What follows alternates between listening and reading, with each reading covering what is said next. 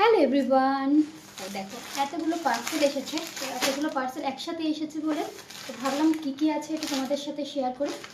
তো চলো কী কী আছে দেখা যাক। তো সবথেকে ছোট পার্সেল হচ্ছে এইটা। তো এটার ভিতরে কী আছে সেটাই আগে খুলে দেখি। ছোট্ট, ওয়াও, যেরকম দেখেছিল সেরকমই কিন্তু বেরিয়েছে।